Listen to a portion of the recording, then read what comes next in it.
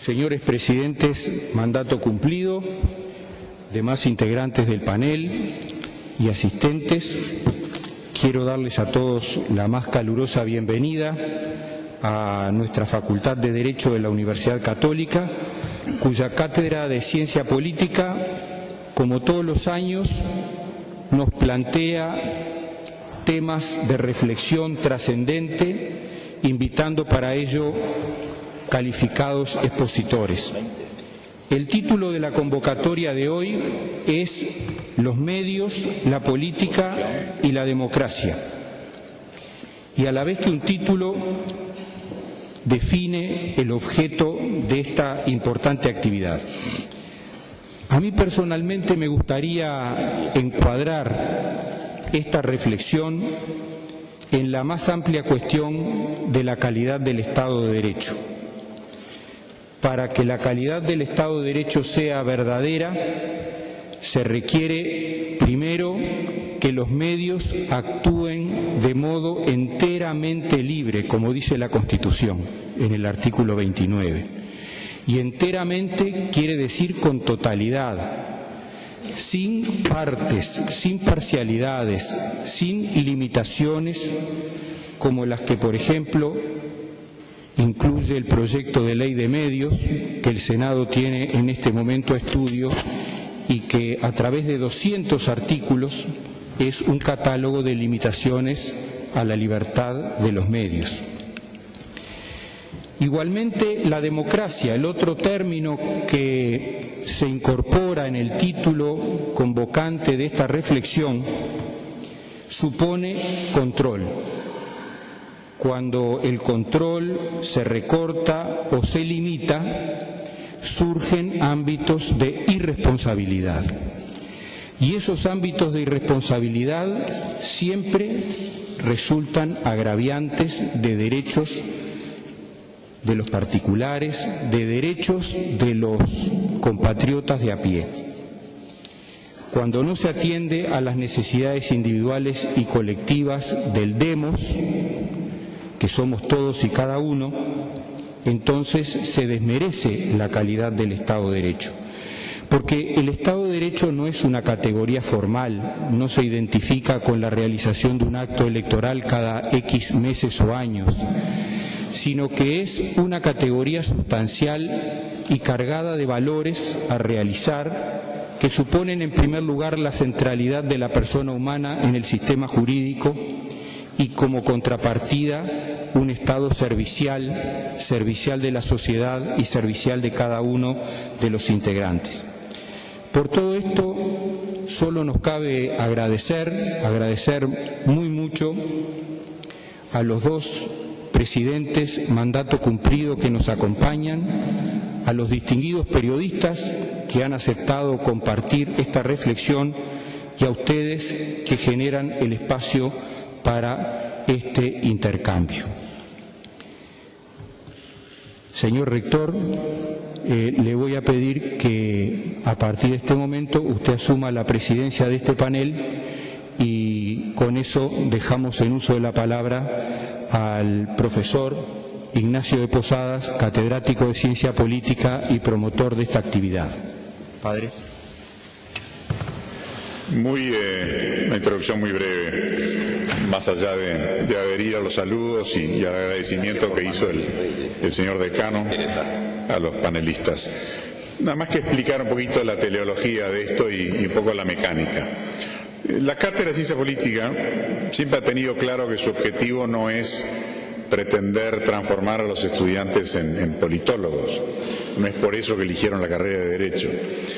La meta de esto, o el enfoque de esto es distinto, es tratar de explicar, de convencer, de demostrar que el derecho, bajo cualquiera de sus manifestaciones, sea de la forma que lo vayan a ejercer, no existe en un vacío y no es un mero fruto de la voluntad. Existe en una realidad y una parte esencial de esa realidad es la realidad política.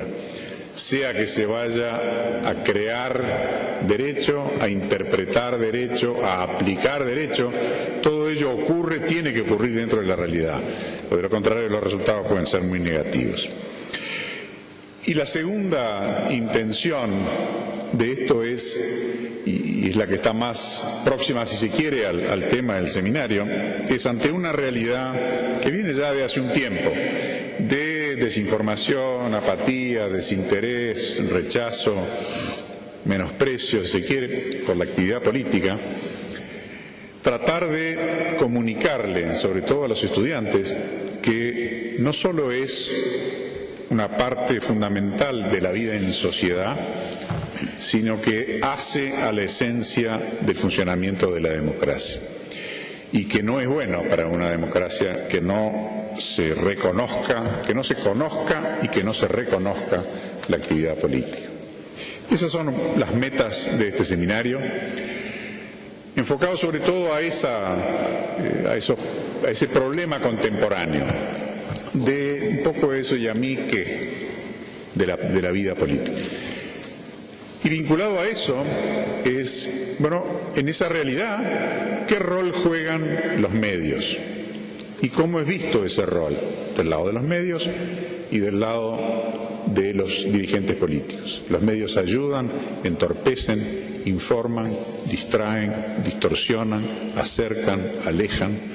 Ese es el sentido de este seminario. Y la mecánica es muy simple. Hoy tenemos dos dirigentes políticos que no precisan introducción, de gran envergadura, por su capacidad, por su experiencia, por su trayectoria, y no solo en nuestro país.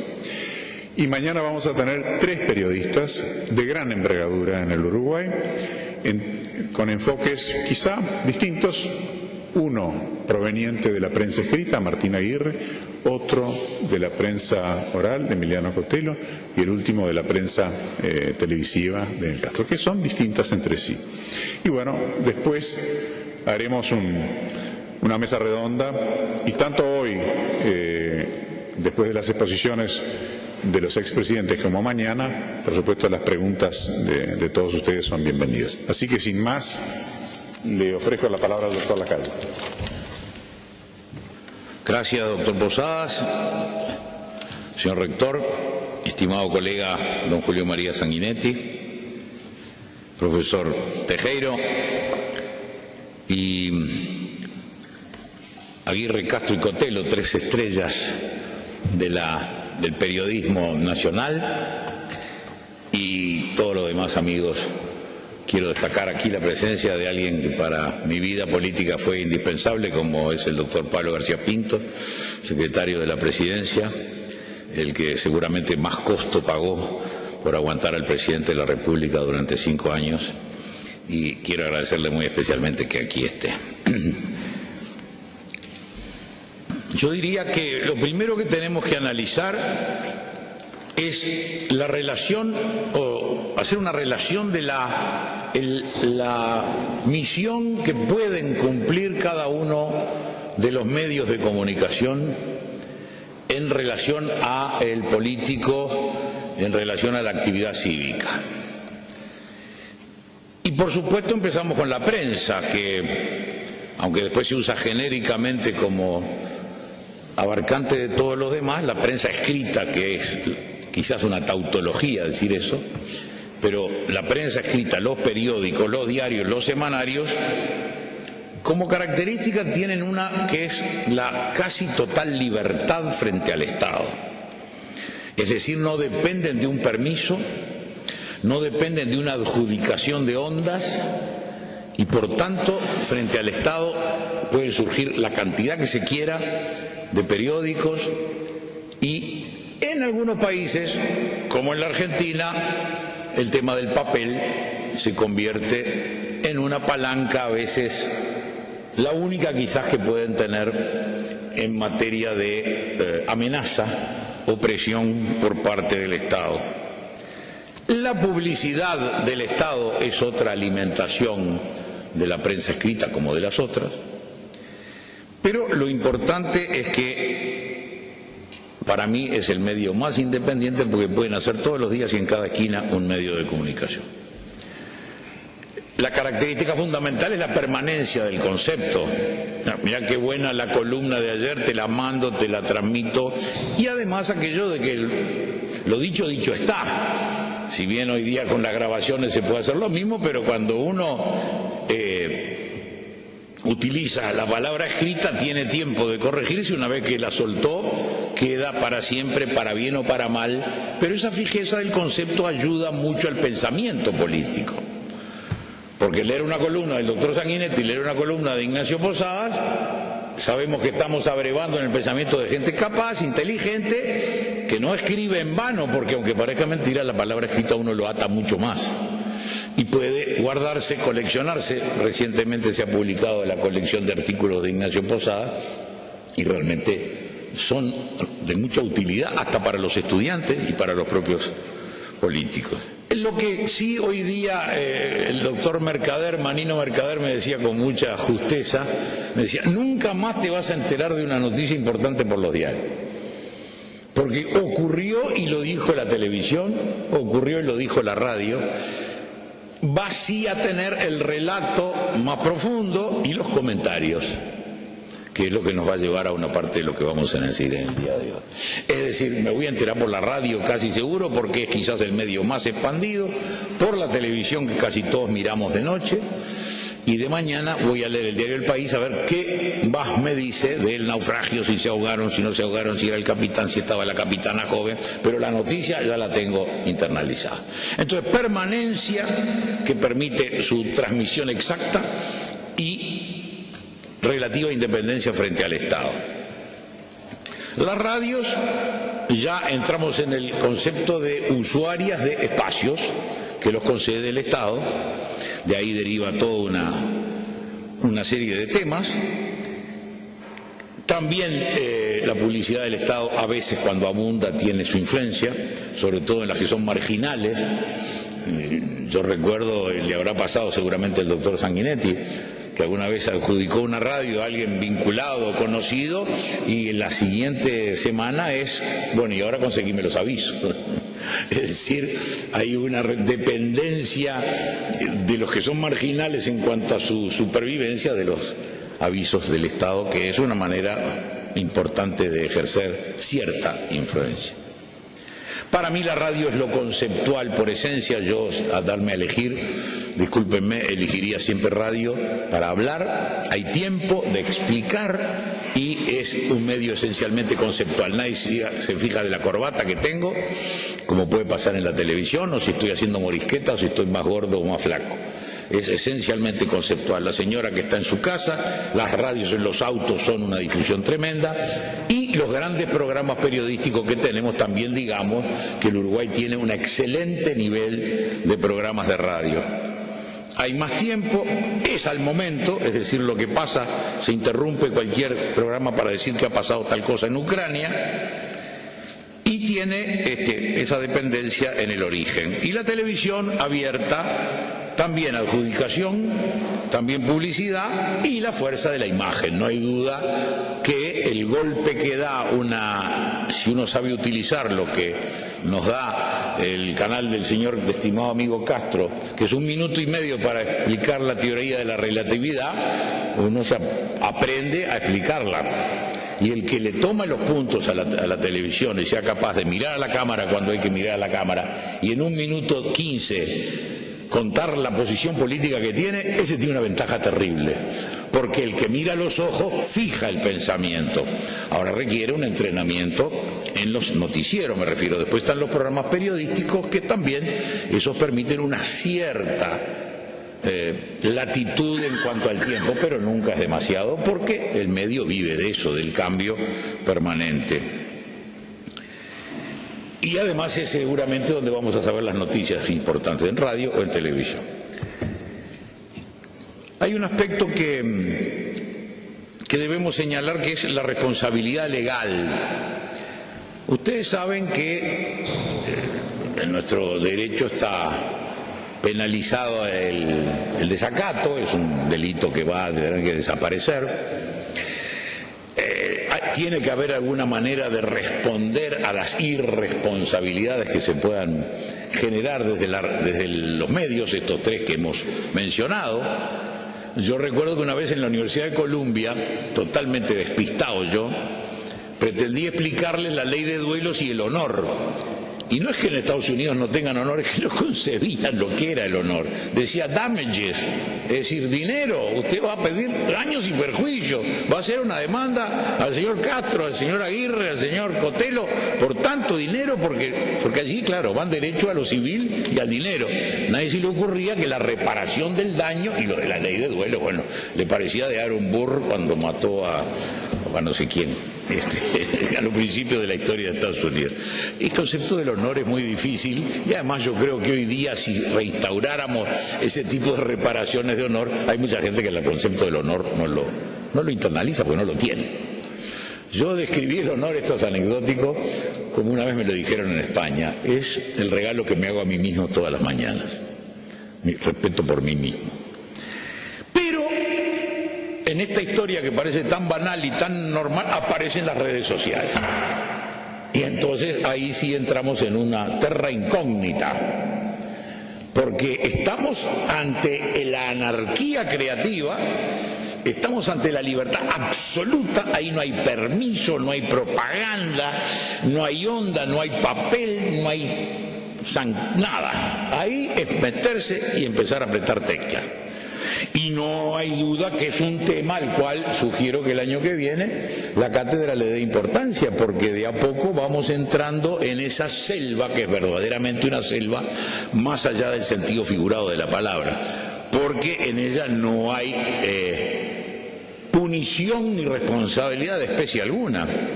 En las redes sociales se lanza la especie más indignante, canallesca y criminal, y ahí está. Y vayas y corre, la calumnia Sofia come il vento. Entonces estamos ante un fenómeno de comunicación que además es preferentemente para cosas políticas, más allá de chismes y todos los Facebook y todas estas cosas, que nos pone ante una fuerza terrible, quizás indispensable en una campaña política, pero que es un monstruo. Sacamos el tapón y salió fuera de la botella el genio. Solamente en países como China han logrado controlar, a través de no sé qué mecanismo, porque yo estoy ya en terreno totalmente incógnito para mí, a través de Google y no sé qué, han logrado de alguna manera ponerle el freno mulero a esto, pero ese es un tema importantísimo. Es el nuevo medio, que no es ni televisión, porque puede tener imágenes, aunque tenga imágenes, que no es radio, tiene sonido, y que es escrito. Ese híbrido se ha convertido en el gran protagonista para mí de la acción política. En nuestro país hemos tenido dos momentos, no se pueden distinguir, pero tanto el doctor Sanguinetti como yo, que somos de la misma edad, nos acordamos, bueno, el IVA son 5 años, nos acordamos del tiempo de la prensa con bandera. A mí me parecía fantástico, ¿no es cierto? De mañana el Día, la mañana el debate, el país, el Popular, el Sol, el Bien Público, a media tarde la Tribuna Popular, de tarde la mañana el diario El Plata, y dele pum pum, porque eran unas discusiones fantásticas del tiempo feliz en que no había ni televisión ni encuestas, en el tiempo en que política era arte y era desafío y era pasión. Bueno, pasó, se vendían 500.000 diarios por día, se compraba un diario de mañana y otro para leer en el ómnibus a la vuelta del trabajo, El Plata o el Diario de la Noche. En las casas se recibían 2 diarios, en mi casa recibíamos 3, la mañana el debate, ustedes iban a adivinar que era la mañana y el debate, ¿no es cierto? Era fácil darse cuenta, y el Diario de la Noche. Bueno, ese era el tiempo en que uno iba a buscar una opinión, ya sabiendo que era la opinión de Luis Valle. Entonces iba a Acción, y había escrito Julio María, había escrito Flores Mora, había escrito el otro y el otro y el otro. Querían la del doctor Herrera. El doctor Herrera publicaba 5.000 diarios por día. Era la carta que Herrera le mandaba a 5.000 personas. Que en Tacuarembó, en Florida, lo ponían abajo del diario El Debate y dijo: el viejo dijo tal cosa. Y chao. Era una carta a los militantes para la pelea política. Bueno, pero ese tiempo terminó. Hoy día tenemos diarios con independencia, llamémosle así. Tenemos diarios como nuestro querido diario El País, donde somos columnistas, que la página editorial es notoriamente afecta a nuestro partido, como no podía ser de otra manera, pero que ya no son aquellos pedazos de papel que eran banderas, son empresas periodísticas que tienen una relativa opinión. Y el tema de la independencia, bueno, alguien dirá, búsqueda es independiente. Seguramente, yo creo que tiene un altísimo grado de independencia. Voces del Frente, a pesar de su nombre, tiene una cierta... Y después están aquellos que uno abre el diario y sabe que es a favor del Frente, a favor de tal, a favor de tal. No existe la prensa totalmente abanderada, pero hay alguna que sí lo es. Y las radios tienen los programas periodísticos independientes, que lo son y los hay, y después los programas partidarios, que son meramente publicidades. Ahora, el contenido, porque nos pone acá el doctor Posadas, el contenido son informativos, son entretenidos los diarios. Yo diría que la información es muy buena. A veces son noticias del pequeño ámbito del país. Yo creo que eso es bueno, que tampoco seamos el Herald Tribune, que lo puede leer uno en cualquier lado y dice lo mismo. Tiene que tener el suficiente grado de ocuparse de las cosas del mundo, porque a todos nos interesan. Pero yo diría que en economía tenemos muy buenas informaciones, tanto en radio como en los diarios, en agro, sobre los emprendedores, sobre deportes, sobre cultura. Hay suplementos de cultura que son una maravilla. Me acuerdo del diario El Día, que tenía aquel famoso suplemento marrón, que era una maravilla, que dirigía Dora Isela Russell. Y creo que los programas de periodistas de la radio y la televisión cumplen una función. El buen interrogante, el interrogador, el que sabe preguntar, el que sabe sacar. Emiliano y Castro son bastante expertos en esa materia. Creo que la parte de entretenimiento, que es una palabra tan laxa, bueno, supongo que sí, que llenan los requisitos. Hay comentarios culturales, hay comedias en la televisión, había comedias en las radios, hay entretenimientos en los diarios. Pero lo que nos importa, una vez descrito esto, es la relación con los políticos. ¿Cuál es? Yo creo que nunca va a ser perfecta, y no debe serlo. No debe serlo. Tenemos que ambos estar con una relativa prevención, no hacia la persona, sino a los roles que tenemos que cumplir. Nosotros venimos a decir lo que creemos que es verdad y lo que creemos que es bueno, y siempre vamos a protestar que nos ponen poco título, poca foto, pocos minutos, o le dan más a Juan que a Pedro. Eso descuéntenlo, porque va a ser así de aquí hasta el siglo que viene. Sí, yo creo que tenemos que regirnos más por las normas pactadas, que son las normas de comportamiento aceptadas en todo el mundo. Cuando yo digo esto, no es para el récord, tiene que haber una aceptación, salvo que la persona me diga, mira, yo eso no lo respeto, así que no me digas nada, porque yo todo lo que me digas lo publico. Muy bien, si alguien me hace ese aviso, yo no le contaré algunas cosas. Yo creo que ese es un sistema que ayuda, de la misma manera que el decirle a alguien, mira, alrededor de este tema te puedo ayudar a que lo ubiques, es decir, agregarle el condimento alrededor para que sepa que cuando tal partido dijo tal cosa, había todo un proceso formativo para que se llegara a ese nivel. Y después, por supuesto, yo creo que, y esto ha sido lo más difícil que me ha tocado a mí por lo menos, si me van a citar, llámenme antes. Es decir, si van a decir, ayer Lacalle en la Universidad Católica dijo esto, no cuesta nada, es cierto, Luis Alberto, salvo que tengan grabado, me estén viendo, pero si es ayer Lacalle dijo la barbaridad tal en la Católica, llamen a ver si dijo una barbaridad tan grande o la normal, no cuesta nada. sobre todo en cosas delicadas, ¿no es cierto? Si uno habla sobre el nombre de una escuela, macanudo, pero si habla sobre la ley de aborto, desea ser consultado apenas se vea que puede ser necesaria una consulta. A mí me parece que es lo mejor para sanear la relación, porque después publican lo que quieren. Llamaron, el doctor Lacalle, Luis Alberto, Cookie, ¿esto es así? Sí, está. No es así, mirá, yo lo voy a publicar, está, perfecto. Pero el aviso y el que haya una cierta actitud de cuidar las personas y cuidar su prestigio, me parece que es muy importante que lo asumamos.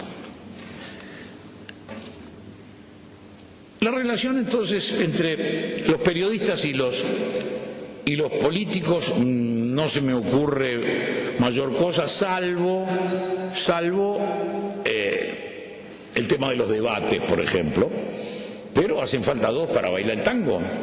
Es decir, si los políticos no principales no quieren debatir, ¿qué le queda a los programas de televisión, que serían en este caso los ámbitos más naturales, y la radio quizás acompañando? Bueno, que alguno quiera hacerlo. Por ahí andaba alguien diciendo que por un proyecto de ley iba a obligar a debatir. Bueno, tampoco hagamos de la ley, como es la costumbre en el Uruguay, el que arregla la vida. La ley no está para eso, ni puede obligar a nadie. Pero en esta época electoral yo creo que sería bueno que hubiera debate.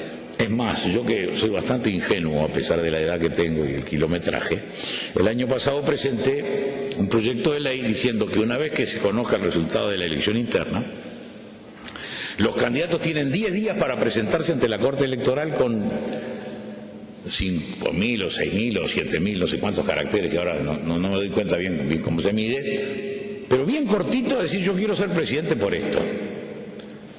Y ese mensaje de los 5 candidatos, de los 5 partidos, de los 6 partidos, de los 7 partidos, la Corte Electoral no solamente lo debería colgar en las redes, sino publicar un folleto como el de el padrón electoral, y 3 semanas antes de las elecciones con todos los diarios lo que dijo fulano, lo que dijo Mengano, lo que dijo Mengano, lo que dijo Mano. ¿Por qué?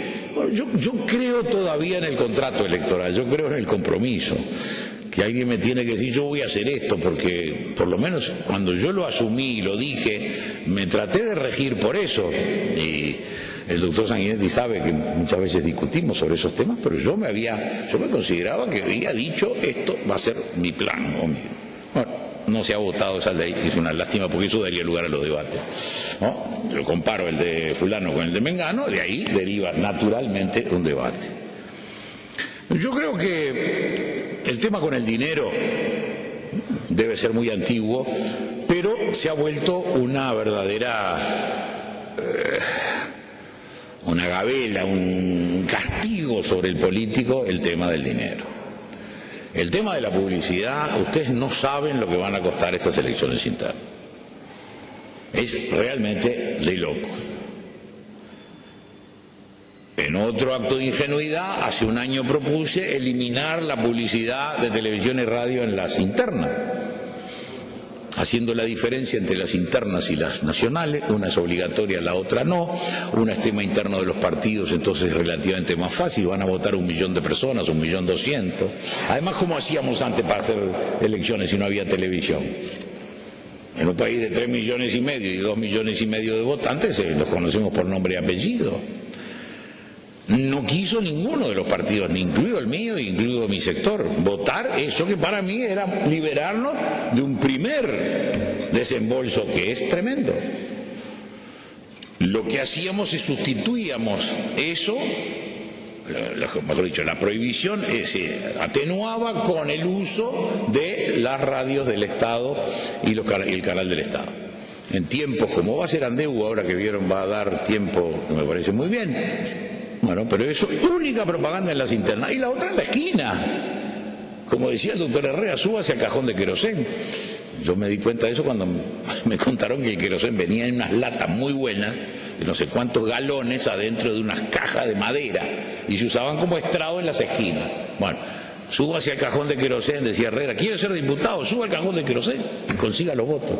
Bueno, si hacíamos elecciones en la época que no había ni encuestas ni televisión, que era una época divina, a mí me parecía que las internas podían desarrollarse de esa manera. En el Brasil hay tiempos asignados en las elecciones nacionales. En Inglaterra está prohibida la propaganda por televisión y no vamos a decir que no es un país democrático. Yo creo que estamos ante un tema al que hay que echarle diente, pero hay que hacerlo el año que viene, cuando no se sepa quiénes son los aspirantes.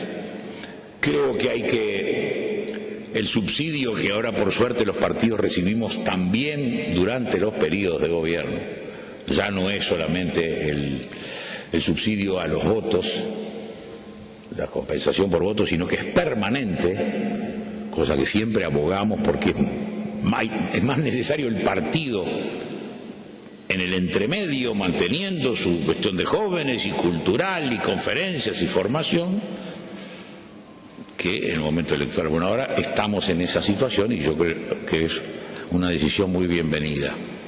Pero de todas maneras, nosotros creemos que el tema de lo que cuestan las campañas, sobre todo en una plaza muy pequeña para ir a el plus que siempre hace falta, porque el subsidio cubre un mínimo aspecto.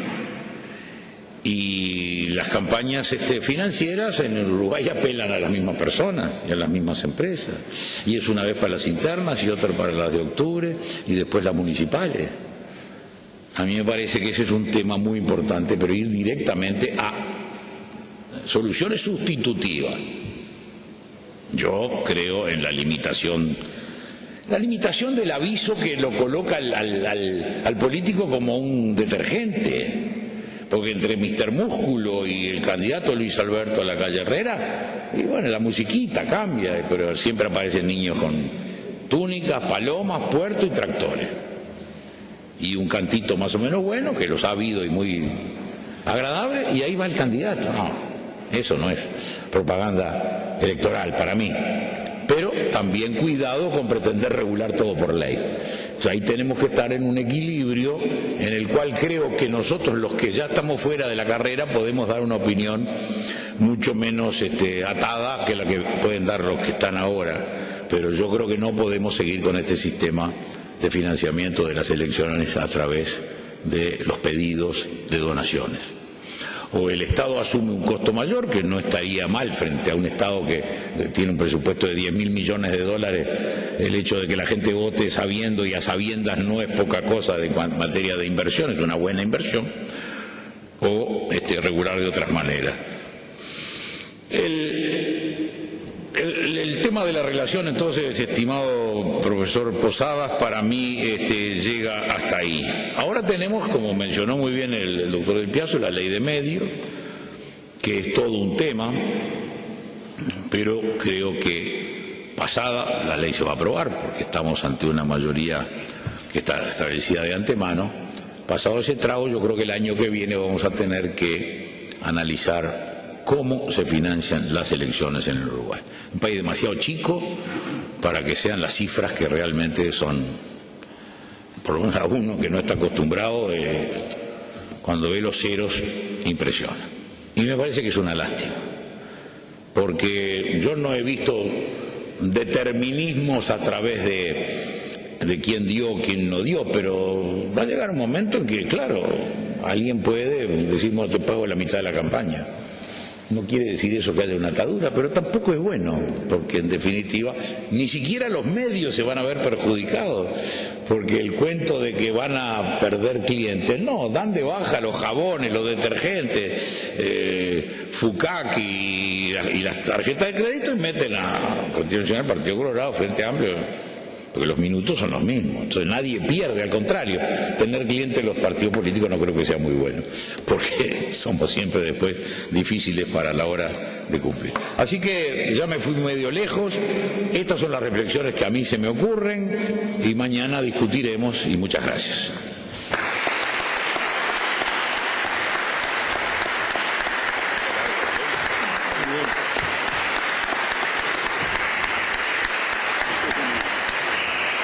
Adelante. ¿Sí? Como quiere usted. Como usted prefiere. No, acá también funciona. Ahí también. Bueno, esto, che. Ah, sí. Voy a venir. Bueno, estimado rector, presidente, profesor, especialmente estudiantes, colegas periodistas.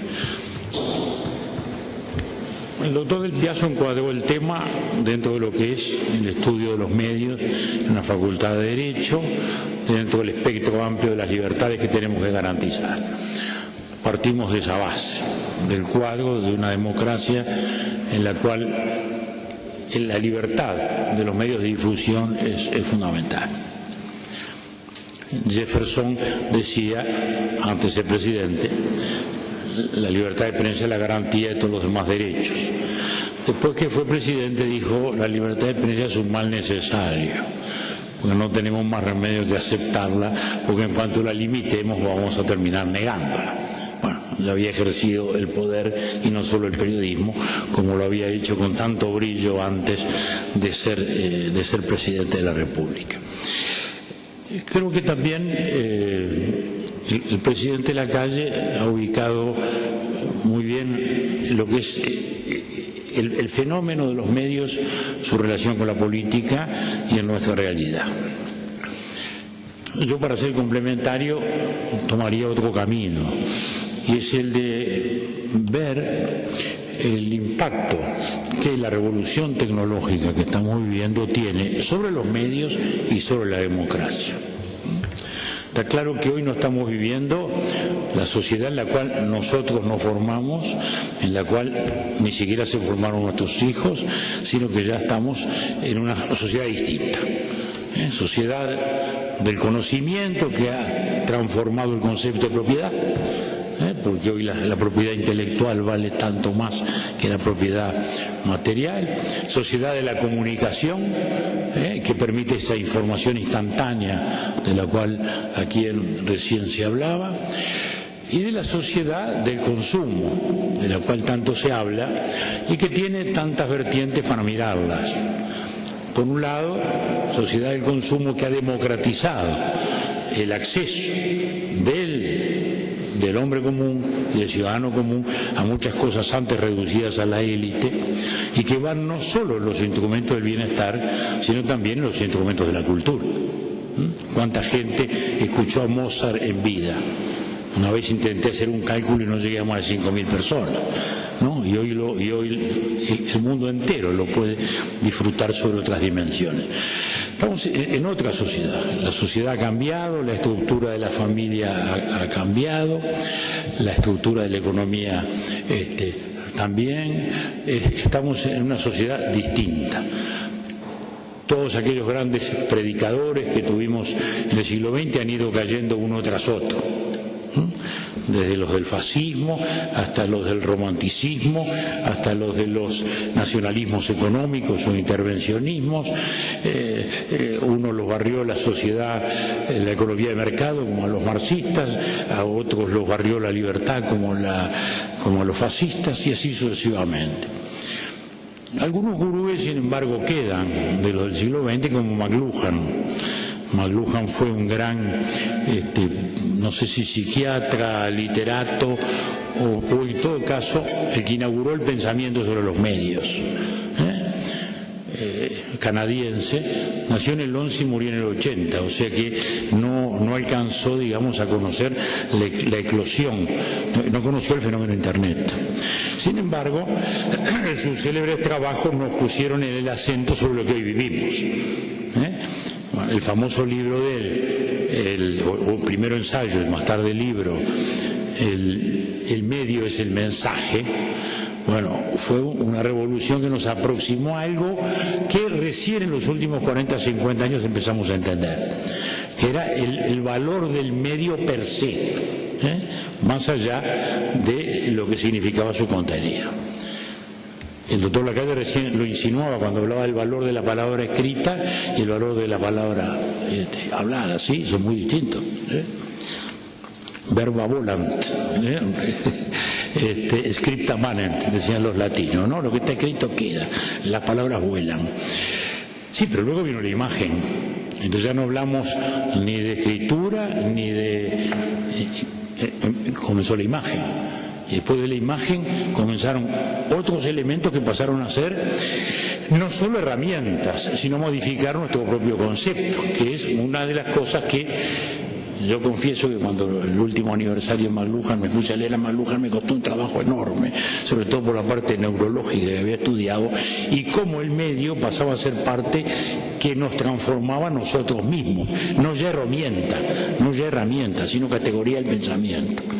Porque no incorporábamos solo la palabra, no incorporábamos solo el contenido, incorporábamos una imagen, incorporábamos sensaciones, incorporábamos emociones, que todas ellas nos terminaban influyendo en nuestra determinación. Esa es la llamada sociedad de la comunicación en la que estamos, que ha cambiado los roles, sin ninguna duda. No era lo mismo el diario político de un tiempo, que era un diario de prédica, un diario de compromiso político, a los diarios posteriores, y a estos diarios que hoy están viviendo una situación de impacto tecnológico tan fuerte que los diarios en papel apenas pueden sobrevivir. En nuestros años de jóvenes periodistas, bueno, Le Monde y New York Times eran las catedrales del periodismo universal. Hoy en crisis, hoy absolutamente en crisis, hemos fundido, sobreviviendo apenas. El propio diario El País de Madrid, que fue la estrella de la última generación del periodismo, viviendo enormes dificultades, y todos los diarios viviendo esta dificultad, bueno, con el impacto de las tecnologías. Entonces, ¿seguirá el diario en papel? ¿Será solo el diario digital? Hoy claramente hay más diario digital que diario en papel. Pero lo que importa es que en definitiva estamos siempre frente al texto, estamos siempre frente a la palabra, estamos siempre frente a lo escrito, cambia el soporte. Pero el medio condiciona. El medio condiciona, es lo que decía McLuhan, lo que explicó él, inevitablemente condiciona porque nos adaptamos psicológicamente y neurológicamente a herramientas distintas, totalmente distintas. Ahora se dice, bueno, con todas estas nuevas tecnologías nos estamos olvidando de esto. Bueno, el hombre siempre olvidó cada vez que progresó. Cuando pasó de la sociedad tribal al mundo de la escritura, ya hubo cosas que redujo de su memoria, porque las escribía y las conservaba. Cuando apareció la maquinita de calcular, uno ya ve que hay muy poca gente que sabe sacar las cuentas, ¿no? Las sacamos los viejos, lo más que nos gusta todavía hacer la cuenta matemática. Son cosas que se van perdiendo porque se van ganando otras. La lectura digital es una lectura distinta a la lectura en papel. La lectura digital lleva a lo que se llama lectura en picoteo, es decir, una lectura en la cual el llamador del titular va haciendo que la lectura se haga más rápida, más superficial, y se va pasando de una cosa a la otra. ¿Por qué? Tenemos el título aquí de lo que pasó ayer en Ucrania y acá estamos con quién juega de Centrojá en el Clásico. Entonces estamos allí y la opción no nos conduce a una lectura mucho más pausada, a la lectura de diálogo que históricamente tiene el papel. Naturalmente uno se formó en el papel, pero hay que entender que todo esto es lo que está viniendo. Ahora, esto es un poder en sí mismo, es un contrapoder, como lo desarrolló Lenin. Bueno, es y no lo es. Yo diría, es un contrapoder necesario, pero tampoco es la omnipotencia.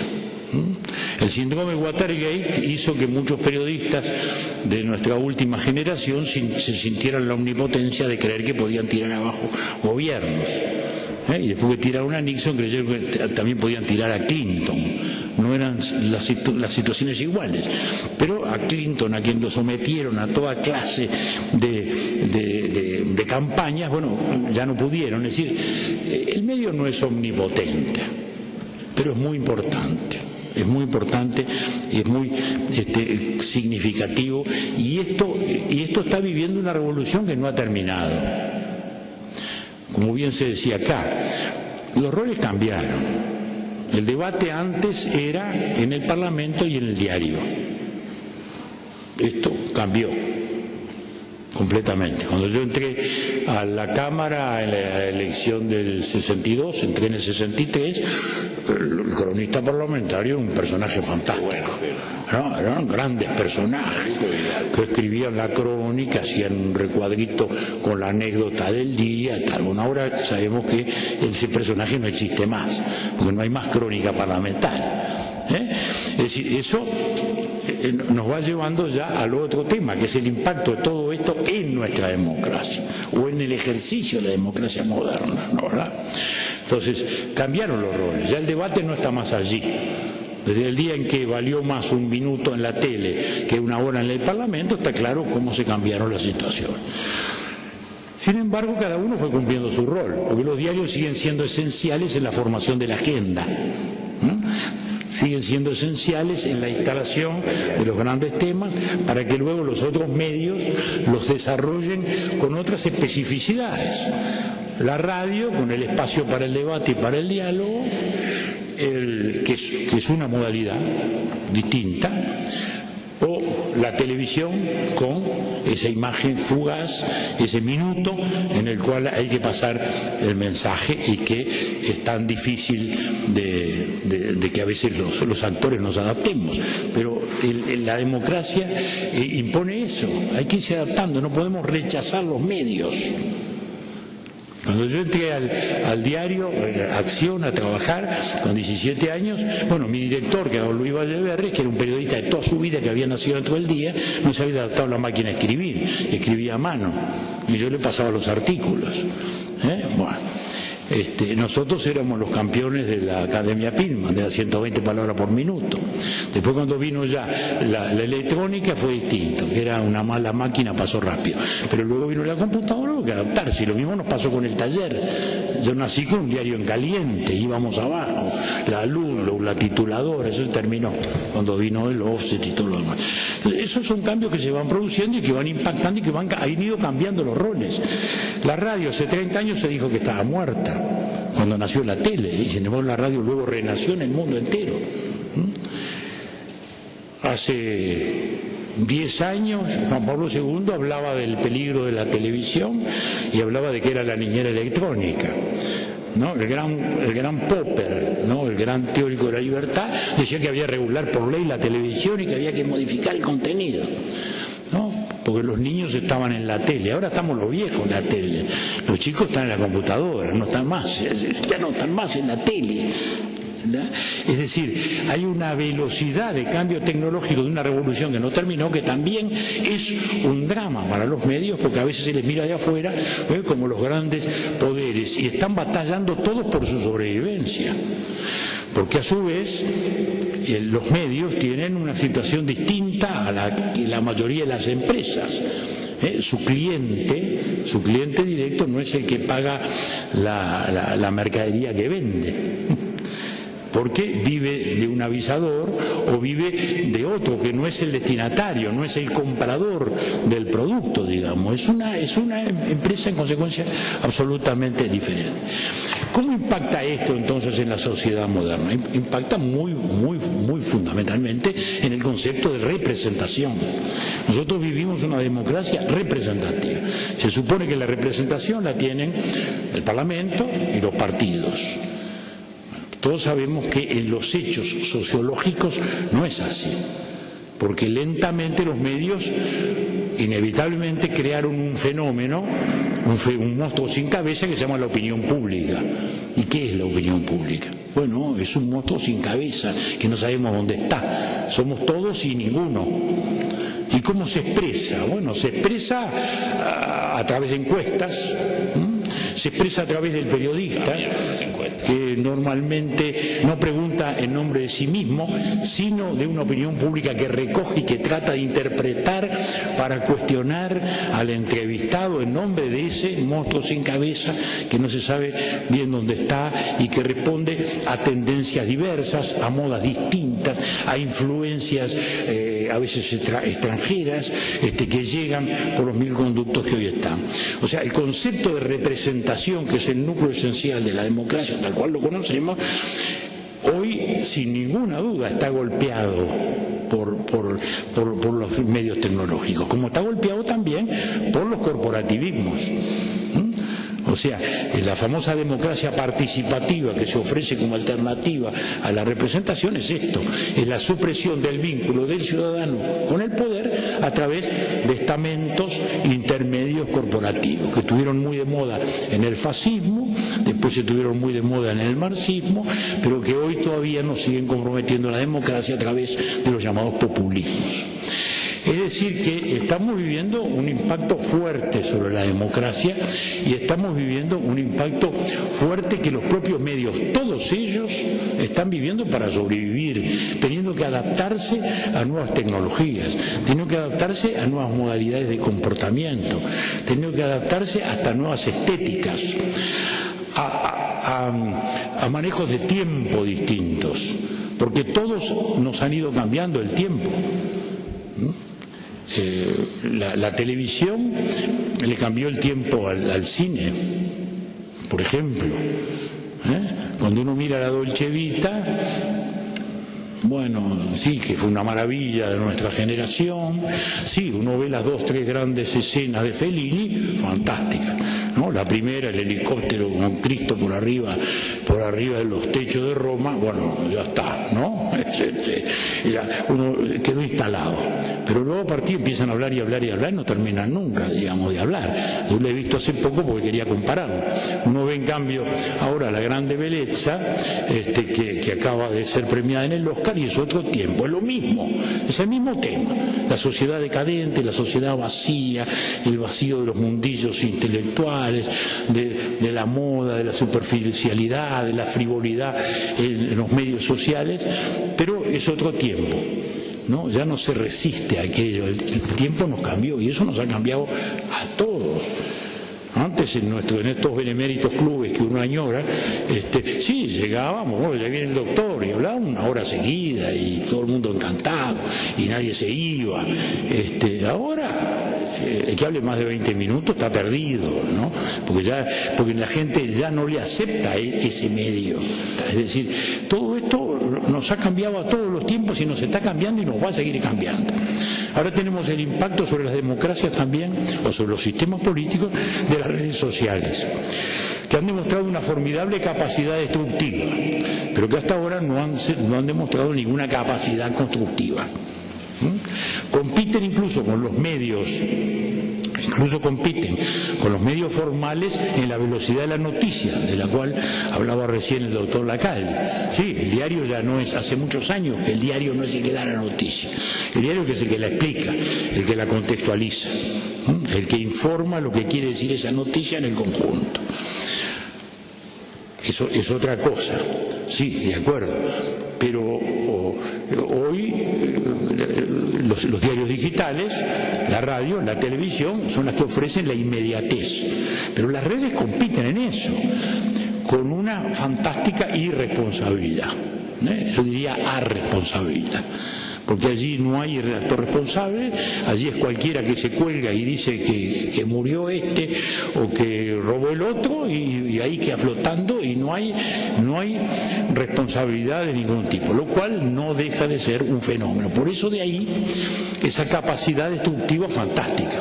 Bueno, tiraron abajo el imperio de Mubarak en el Egipto, era la versión moderna de los faraones, que parecía inconmovible allá, como más que una momia, era una pirámide.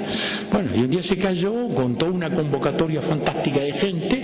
Ustedes me dirán, sí, porque había el caldo de cultivo, porque había el escenario pronto para un cambio, es verdad, pero rápidamente lo precipitaron las redes y sin líder y sin doctrina cayó todo un régimen que tenía una importancia enorme en el equilibrio del Medio Oriente y que parecía inconmovible. ¿Qué se construyó a partir de allí? Nada. No se construyó nada. Se cayó el régimen, caímos en el vacío y ahora estamos de nuevo con una dictadura militar. Es decir, la capacidad de comunicación es muy importante, pero no ha servido aún para construir. Quiere decir que esto precisa aún vertebración. Precisa una organización de tendencia, que esa fue la razón de ser y sigue siendo de los partidos políticos. ¿Qué son los partidos políticos sino eso?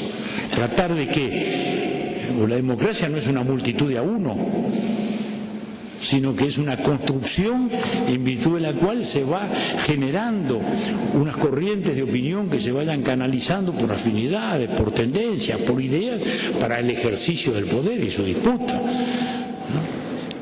Pero esto evidentemente aún no está, y yo diría que es por definición la dispersión, lo cual también tiene algo de peligroso, tiene algo de bueno, y es que ya no hay monopolios posibles en nada, ¿no? Nadie puede ser el dueño de la verdad, porque está la capacidad que tiene hoy los medios de llegar, que son los que ofrecen esas ilimitadas posibilidades de educación. Lo vemos en Venezuela. La televisión no da la manifestación, pero a través de Internet y a través de las redes le llega a la ciudadanía que está oficialmente desinformada. Por último, para ofrecer una última mirada sobre todos estos temas, creo que más allá de la batalla jurídica, en la cual creo que todos quienes estamos aquí, que somos hombres de derecho, del Estado de Derecho y de la democracia, sabemos que nos quedamos con la primera definición de Jefferson, es decir, o con cualquiera de las dos, que ambas se complementan, ¿no? No hay ningún otro derecho que tenga eficacia y vigencia si no está asegurada la libertad de expresión. Pero luego hay un ejercicio ético, porque como no es posible entrar en la regulación siempre peligrosa, todo está dependiendo a su vez de una ética. Ética de periodistas, ética de empresarios, ética de gobernantes y ética de consumidores o de oyentes. Ética de periodistas, porque el periodista está sometido a la exigencia del rating, a la tentación del sensacionalismo, a la tentación de la violación de la intimidad, a la tentación morbosa a llegar a lo prohibido, que es dentro de las tentaciones de las cuales se quiere manejar. Ética del empresario, que tiene sí una empresa comercial, pero que no vende simplemente una mercadería material, sino que vende un producto, sí, como se dice hoy en la jerga sociológica, pero un producto vinculado a la libertad y a la conciencia. La industria de la conciencia le llama Hans Magnus Enzensberger a todo esto, ¿no? Es la industria de la conciencia, es decir, no es un empresario que pueda manejar esto, lo dijo la Corte de Justicia norteamericana hace muchos años en un sonado caso, como cualquier empresa comercial. Hay una responsabilidad ética muy, muy fuerte. De mismo modo, hay también una responsabilidad ética muy importante de los gobernantes. El viejo Truman decía, el que quiera estar cerca del fogón tiene que soportar el calor, y sí. La libertad genera muchos daños, genera muchos sacrificios, a veces muchas injusticias, pero es el precio que se paga por conservarla ella misma. Y ahí llegamos a la última gran definición o la última gran dimensión de la ética, que es la del ciudadano, la del consumidor. Porque siempre en todos los análisis de la democracia se mira a los dirigentes, se mira a los partidos, nadie mira al ciudadano. Y el ciudadano es la esencia del sistema democrático. Yo ando mucho por América Latina, llego a la Argentina y uno pregunta por Menem, sí, Menem, no, pero como no lo votaron a Menem, no lo eligieron a Menem, parece que Menem cayó en paracaídas. Y uno va al Perú y Fujimori es un personaje que está allá en la historia, no más o menos con San Martín. Y no es así, el ciudadano es fundamental. Porque la elección no es una encuesta. Y estos días que se ha empezado a discutir de nuevo sobre la obligatoriedad o no, yo tengo una posición clara desde siempre a favor rotundamente de la obligatoriedad. ¿Por qué? Porque creo que el ciudadano no ejerce un derecho, tiene el deber. La democracia se asienta en órganos. en órganos institucionales. Hay un ejecutivo que tiene un deber, hay un legislativo que tiene un deber, hay un judicial que tiene un deber y hay un cuerpo electoral que tiene un deber, y que es el que realiza el acto de gobierno más importante de todo, que es nada menos que elegir el gobierno y elegir el Parlamento. Entonces, no es simplemente un derecho que graciosamente tiene el ciudadano. El ciudadano es parte del funcionamiento de la democracia y también es parte del ejercicio de esta libertad de los medios. Porque si ese ciudadano está pronto para comprar sensacionalismo, si está pronto para comprar oportunismo, si está pronto para comprar difamación, si no premia lo que es el buen periodismo y lo condena al ostracismo en beneficio de lo que pueda ser los productos bastardos, bueno, la democracia va a estar sin duda comprometida. Hay quienes lo miran con pesimismo. Nuestro amigo Vargas Llosa escribió ahora La civilización del espectáculo y piensa que la información se ha trivializado, que la información se ha banalizado, que en definitiva la alta cultura, ya lo decía Eliot hace 50, 60 años, se ha perdido en beneficio de una cultura de masas, que a veces no se sabe si es cultura o qué lo es. Sí, todo eso es verdad, pero con eso hay que convivir, con eso hay que batallar y con eso hay que tratar de lograr que la mayor calidad llegue por los mejores medios, porque como el medio es el mensaje, también hay que pensar que el mensaje es el medio. Muchas gracias.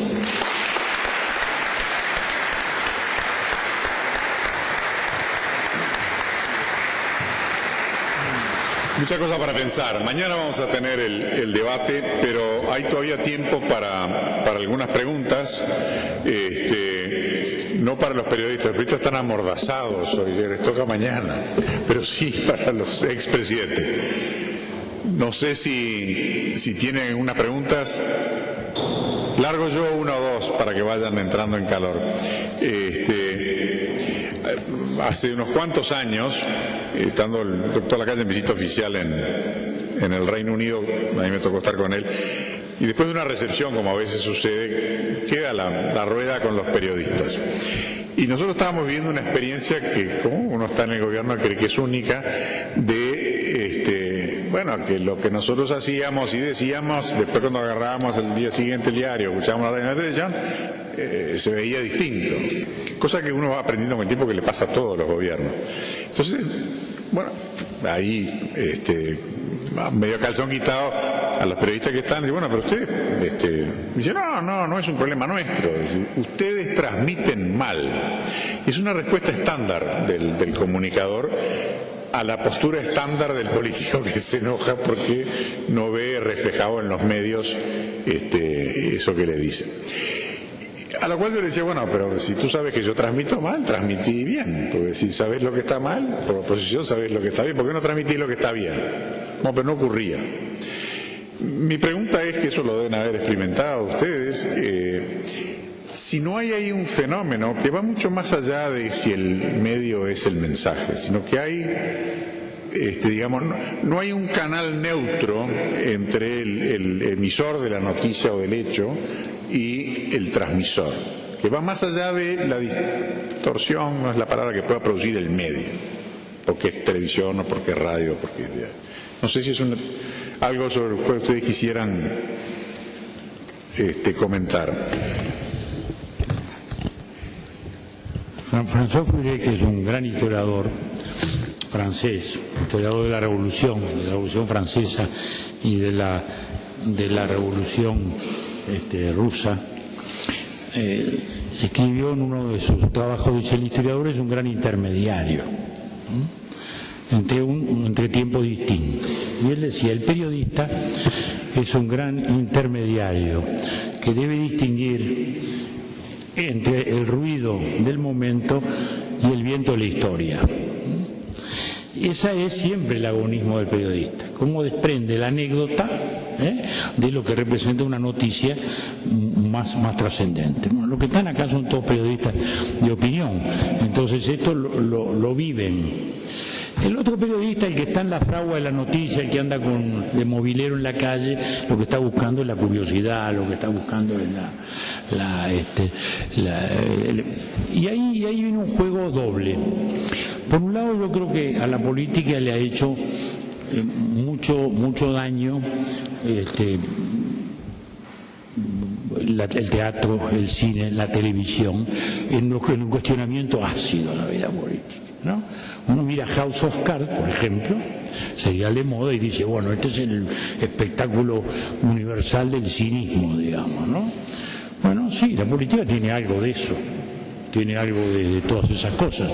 La magnífica película Lincoln, por ejemplo, que mucha gente fue pensando que iba a haber una biografía de Lincoln y se encontró con que era la durísima negociación de Lincoln con los diputados para conseguir 2 votitos que establecieran no ya la libertad, la libertad de vientres, digamos, y la liberación de la esclavitud, sino simplemente el principio de la igualdad ante la ley. Pero también es verdad que los políticos contribuimos muchas veces con nuestro propio estilo de controversia, con nuestro propio alimento de la desconfianza, cuando se instala la política de la sospecha. Hay países que han pagado un tributo salvaje a todo eso, ¿no? ¿Verdad? Yo miro España, nosotros conocemos bastante España, vamos con frecuencia. En España yo no recuerdo los últimos, digamos, 10 años, días en que yo no abriera el diario y no estuviera titulado un escándalo. No recuerdo. Ustedes me dirán, bueno, pero son verdad. Sí, son verdad, pero no sé si eran lo más importante del día tampoco, ¿no? Pues ahí hay un ejercicio intermedio que, como decimos, es fundamental al equilibrio de la sociedad, al equilibrio de las libertades. Pero es lo que vivimos todos los días en el ejercicio de nuestras libertades, ¿no? Que las tenemos que ejercer, pero saber hasta dónde llega el derecho de los demás. Tenemos derecho a oír música, como no, pero si prendemos a las 3 de la mañana al mango y no dejamos dormir al de al lado, bueno, es el ejercicio abusivo, ¿no? Tenemos derecho a manejar y la libertad ambulatoria, pero no tenemos derecho a subir con el auto por la calle. Es decir, ahí están los códigos de convivencia que a veces nos cuestan asumir a los propios políticos y a veces a los autores, porque seguro el morbo es muy fácil de contribuir, el morbo es muy fácil de desarrollar.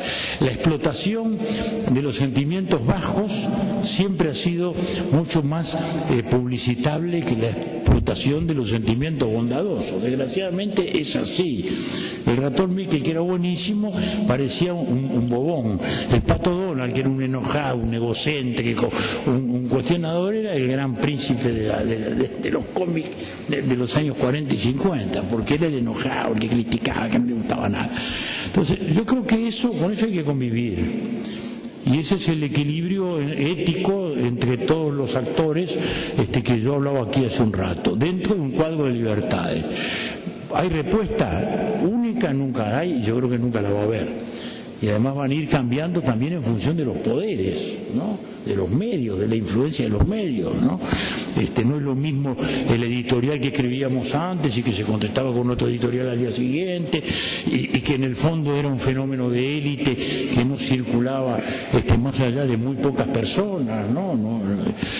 A lo que son los fenómenos masivos hoy, que se instalan rápidamente y a veces con los disparates más fantásticos, ¿no?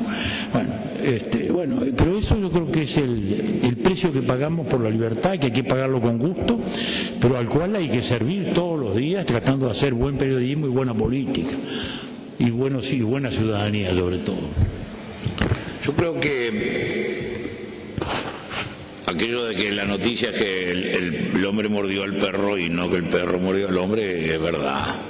Es decir, lo excepcional llama la atención, lo normal no. El hígado nadie sabe dónde está hasta que le duele. Después yo no sé de qué lado están, porque funciona y cumple su función correctamente. Yo creo que a veces al periodista nosotros tenemos que conocerlo un poco más y darle más un lugar de igual que el lugar de mero instrumento. A veces creo que transmitimos la sensación de que son instrumentales a nuestros planes, pero nada más. Y esto no solamente es no digo menosprecio, es un juicio equivocado sino que genera a veces ciertas antinomias, más allá de las normales. Cuando se eligen los voceros, por ejemplo, en los Estados Unidos, ustedes verán que el pobre vocero de la Casa Blanca tiene la cara así, pero cumple una función. Hay una especie de amortiguador entre el señor Obama y los periodistas, que son unas fieras, y al pelirrojo lo tienen a maltraer, y el individuo tiene que tener un gran equilibrio, tiene que saber lo que piensa su jefe para no decir nada desubicado o que esté fuera de la línea, pero al mismo tiempo haciendo la vulgata y preservándolo al otro individuo, como el fútbol americano, ¿no? Que tiene la pelota, va atrás y los otros van empujando y abriendo camino. Ese sistema del vocero yo lo intenté, creo que fueron 10 días. Es muy difícil entre nosotros, porque es un país chico, entonces, che, fulano, Emiliano, yo te llamo, Martín. Es terrible poner en el Uruguay, que es un pequeño pueblo, poner a alguien con esa. Y además, siempre iban a buscar para ir directamente al presidente. Entonces yo creo que en esa relación nunca vamos a estar conformes ninguna de las dos partes, y eso es bueno, porque el día que el periodista diga el presidente es un genio, no se equivoca, está equivocándose, porque no hay presidente genio. Y tampoco nosotros podemos decir este es mi preferido porque dice que soy alto rubio de ojos celeste. Tiene que haber una tensión. Yo por eso soy muy partidario de que con la prensa se hable, se tengan esos tipos de sobreentendidos, que son los que pueden, a las metidas de pata que todos hacemos, y a veces las injusticias que puede cometer el periodista sin darse cuenta, las amortiguemos, pero no puede ser una relación idílica ni nada que se parezca. Al contrario, tiene que uno hacerlo sentir que tiene que dar examen. No, yo digo cualquier cosa y me va a sacar bien. No, yo tengo que tener la sensación de que estoy sobre la punta de los pies. Y el que me está interrogando, me está haciendo reportaje, me está preguntando, también sentir que está dando examen de su habilidad de sacar lo que yo no quiero decir, o de buscarle la vuelta en la que uno lo pone en incómodo o lo llevan a la zona que no le gusta de la noticia. Es una relación que tiene que ser muy conversada entre el poder y los periodistas, y al mismo tiempo distante. Es decir, uno puede ir a almorzar con un periodista. En Montevideo, que hay 4 o 5 lugares para almorzar más o menos públicos, ¿cómo se ve eso? Se los pregunto a los propios periodistas para que mañana lo contesten. Es decir, mañana yo invito a mi amigo Castro a almorzar. Yo no, pero lo invito a la calle Pou, lo invito a la Arañaga. No va a ser bien visto. Yo mañana voy al diario El País, que no voy, antes iba los miércoles, ahora no voy. ¿Y qué vino a hacer este? Entonces es un medio que también tenemos que analizarlo. Es un medio muy chico, como medio chico, infierno grande, y yo creo que hay que pautar el relacionamiento para evitar los conflictos. Bueno, antes de pedirle al doctor Tejero que cierre, un par de comentarios para dejarlos picando para mañana, cuando le toque a los comunicadores. Acá se habló, yo coincido, de que había una gran transformación que es producto de la aparición de tipos de medios nuevos, la radio primero, la televisión después, y que eso genera consecuencias. El doctor Sanguinetti decía que hay que adaptarse. De esas consecuencias hay dos que se las dejo para mañana, que yo creo que son, sí, está bien, puede ser que sea propio de esta evolución de los medios, pero que tienen un impacto sobre el funcionamiento de la democracia que no es bueno. La primera es la lejanía. El doctor Sanguinetti mencionaba, nosotros antiguamente íbamos al club y hablábamos y tal, y eso es cierto.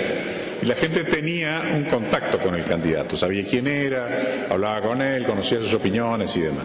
Eso se ha perdido enormemente, porque no es lo mismo estar oyéndolo del otro lado de la radio o viendo y oyéndolo del otro lado de la televisión.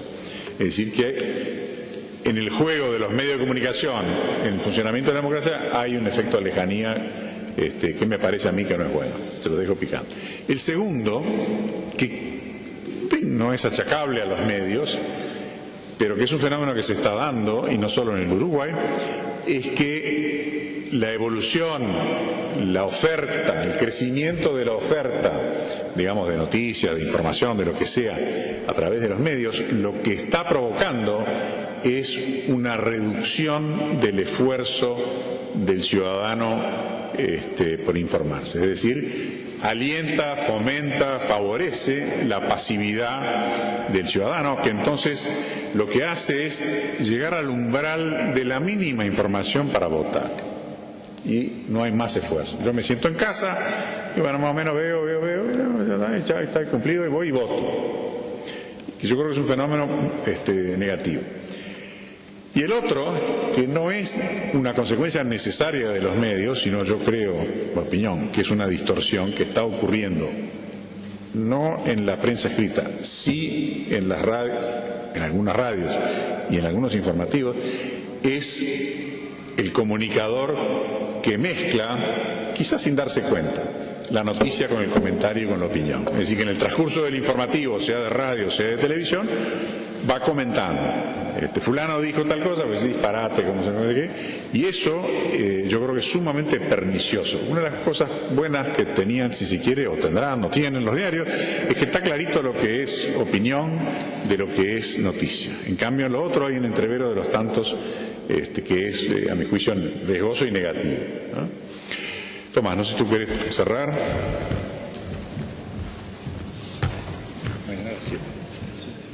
Mañana a las 7, redondilla, ¿no? Bueno, presidente Lacalle, presidente Sanguinetti, rector, decano, profesor Posadas, señores y señoras. Creo que ha sido buenísima esta jornada. Yo traía algunos apuntes, algunas cosas que quería comentar y los dos ilustres oradores me las han ido sacando, me han dejado con poca cosa para poder cerrar. Un comentario, Chesterton decía que uno puede caer en idolatría no solamente por creer en falsos dioses, sino también por generar falsos demonios, ¿verdad? Y creo que en este tema de la relación de este tríptico muchas veces se generan demonios. Cuando uno lee, sobre todo material producido por Flaxo Ecuador, uno lee y hablan de las democracias maduras, las democracias jóvenes, ahí vemos donde catalogan Uruguay, ¿no? Porque normalmente caemos como democracia joven y no como democracia madura, a pesar de que entiendo que tendríamos que ir por el otro lado. Ven siempre a los medios de comunicación como el medio que debilita o el que hace de alguna forma una tarea perniciosa en cuanto a la formación de opinión del ciudadano. Y ven a los medios clásicos en eso, la tele, la radio, la prensa, y omiten esto de lo que hablaban los dos presidentes, que no es menor, y que coincido con el presidente Sanguinetti en que de alguna forma lo que tiene que ver con la red puede llegar a ser complicado, como en el caso de Egipto, pero creo que, y es opinión, es más bueno lo bueno que lo malo. Cuando uno analiza el caso de Cuba y de la bloguera, creo que por todos conocidos, de Joanny Sánchez, se da cuenta que la pobre mujer tuiteando a través de SMS, porque en Cuba no sé si están al tanto de que de los 11 millones de personas que aproximadamente viven, hay unos, creo que 30.000 o 15.000 que tienen acceso a Internet, ¿no? Entonces la mujer con un medio rudimentario que parece casi de la edad de piedra, hace conocer su opinión y no tiene respuesta. Es decir, que a través de Twitter manifiesta algo que ella se entera si la llaman o si la cruzan por ahí o si alguien se la hace llegar a través de, vaya a saber Dios cómo, para poder ver. Entonces creo que si bien de alguna forma ese mecanismo tan irresponsable de estos medios nuevos debilitan las democracias, también de alguna forma trabajan para un bien mayor, que es debilitar los autoritarismos, ¿verdad? En esa trilogía que planteábamos desde la cátedra de democracia, política y medios, caigo también en algo que refirió el doctor Sanguinetti, que es el tema de la ética, ¿verdad? Desde el binomio Thatcher-Reagan se generó una suerte de pospolítica en la cual se mide de alguna forma a los políticos por su eficiencia, lo cual entiendo que es bueno. Medir a una persona por cómo hace las cosas, si las hace bien, las hace mal, está bueno. Esa eficiencia derivó en que los que no son eficientes han tratado de derivar el centro o el foco de su atención hacia una política del ego, esa media política que se ha generado, en la cual vemos que los candidatos manejan un tema absolutamente centrado en su persona. Y para cortar, bajándolo al Uruguay, creo que entramos en una discusión donde vale más muchas veces lo estético que lo ético. Lo vemos todos los días, ¿no? Apreciamos discursos que de aquella trilogía de Aristóteles, del etos, patos, logos, bueno, manotean lo que pueden para tratar de construir un discurso que no necesariamente termina de ser un discurso ni afinado para el receptor ni afinado para la democracia. Es muy difícil comunicar cosas difíciles. En el caso de nuestro país, por situar un hecho histórico, la situación generada con los detenidos desaparecidos es algo que a todos nos duele, ¿verdad? Me salgo de este tema para no caer en eso porque es polémico. Si uno lo traslada a hechos dolorosos de otras naciones que han manifestado, uno ve el discurso de Robert Kennedy en el momento del asesinato de Martin Luther King y verdaderamente se encuentra con un tipo que comprende lo que es Aristóteles y sabe transmitir cuando dice: a este hombre lo mató un blanco, a mi hermano también lo mató un blanco. Transmite un dolor, de alguna forma muy sentido, que si uno lo ve o lo traslada al discurso del presidente Arias Navarro cuando dice España no ha quedado viuda, ha quedado huérfana, no lo siente de la misma forma. Entonces, el etos yo creo que es fundamental en la transmisión del mensaje, por lo cual lleva a lo que decía el presidente Lacalle, que el político no tiene más remedio que profesionalizarse, es decir, la fuente se profesionaliza para que ustedes los periodistas de alguna forma puedan ser unos conductores de lo que el político realmente desea, ¿verdad? Yo creo que mañana en eso vamos a tener verdaderamente una información y algo muy amplio, porque las 3 personas que nos van a acompañar son de lo mejor que tenemos y nos van a dar una idea muy buena. Los esperamos a las 19 en la sala Bauzá, doctor Posadas. ¿Sí? En la sala Bauzá, según me informaron. Pero igual queda cerca. Es acá enfrente, sí. Así que no tenemos cómo perdernos. Muchas gracias y buenas noches. Gracias.